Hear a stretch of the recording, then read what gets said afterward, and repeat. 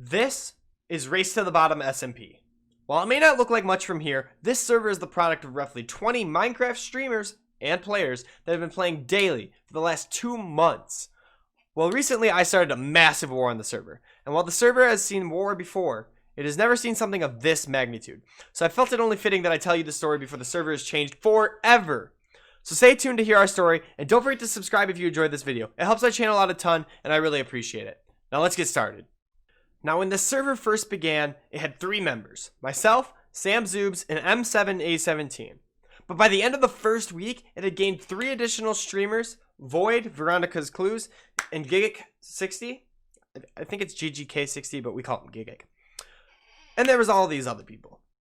But of course, none of that matters quite yet, because aside from building a real sexy house, the first thing I did on this server was build a sacrificial tower to the Minecraft gods. Now you're probably wondering, why is this so important? And let me just tell you, this is probably the most iconic structure ever built on this server. And besides the slight modifications I made that we'll get to in a minute, it hasn't really changed much. Now while I was building this beautiful tower to overlook all of the server and spread its joy, trouble was stirring on the other side of this plains. In this hole, a player named Void had begun the development of illegal narcotics. Drugs. And you know what? He created a great business out of it. Even though this little cave doesn't seem like much at first, this cave became the backbone of the server's economy for the whole entire first month. It actually wasn't until more recently that the server actually switched to a real economy. Now while the server had been peaceful up to this point, not long after Void established his business, conflict arrived on the SMP.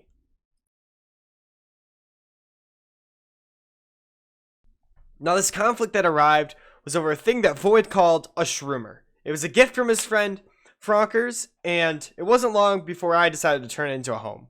When Void found out about the shroomer, he was furious. He tore down the shroomer in seconds, and he declared war on Max and also Ella's Clues. She was kind of an accomplice. Now while this war was much smaller and had very little combat, there was no real winner to the war. The war kind of just ended. But it did bring a new era to the SMP, the Nationality Era. The Nationality Era is the era when all the nations of the server began appearing. At first, mzuber was born, which is a nation me and my brother founded, and shortly after that, everybody wanted their own nation. You had the Clues Nation with the Clues twins. You have Evergreen, which we'll actually talk about shortly. The most important part about the Nationality Era is probably the fact that it led to the most growth on the server. You had entire transportation systems being developed. You had militarization of armies and nations. You had people being able to claim an identity on the server that wasn't really there before. And we also had the most server growth. I mean, we had 10 more people join the server. And this was probably the most important era of the server's history. One of the biggest things that the Nationality Era brought was the availability for everybody to have their own business. It wasn't just Void's drug dealing business anymore, but actually everybody started their own businesses. I mean, this is Beats by Max, and it was kind of a spin-off by Beats by Dr. Dre. But you know, we actually sell beats, not headphones, like Beats.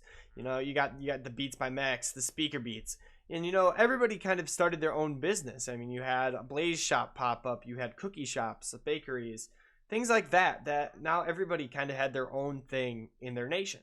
Now, while most nations were experiencing an era of growth, the nation Void founded was struggling.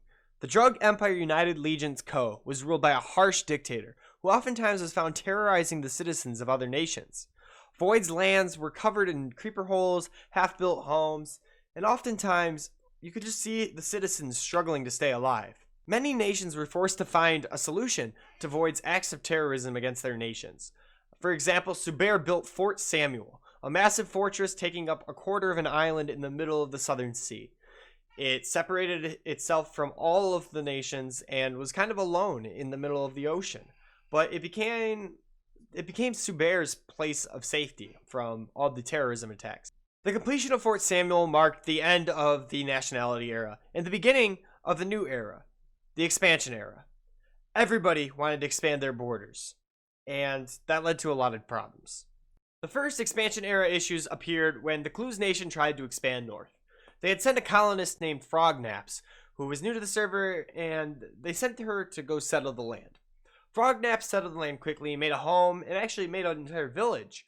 But it became clear with time that the Clues Nation did not have the resources to support a colony. Within a week, Frognap's new home joined Mzuber. Mzuber took them in and made them a part of Mzuber.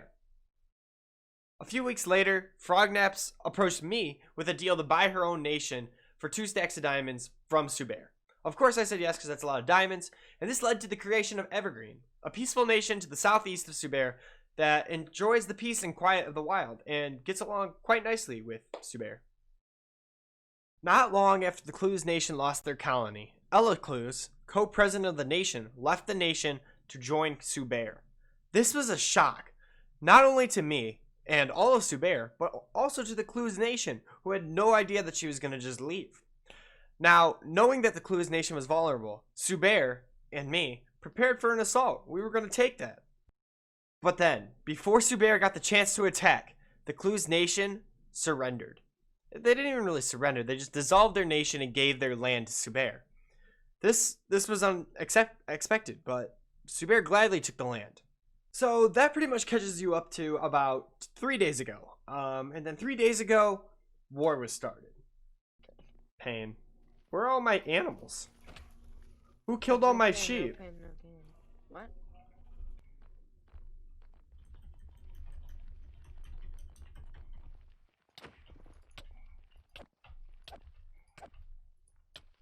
He's not even gonna fight back.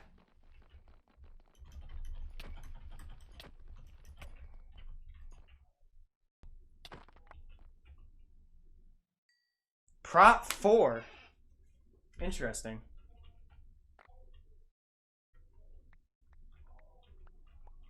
And so now you should all be caught up. That is the reason why we are going to war in a couple of days. And let me tell you, this is going to be a massive war. I have big plans. I can't say them on camera because I don't want Void to know. But let's just say you might want to tune into my Twitch, mzuber6. The link's in the description. And thank you all so much for watching. If you're not subscribed, but you watched this whole video, make sure to hit that subscribe button. Helps me out a lot, and you clearly enjoy my content somewhat, so hit that button.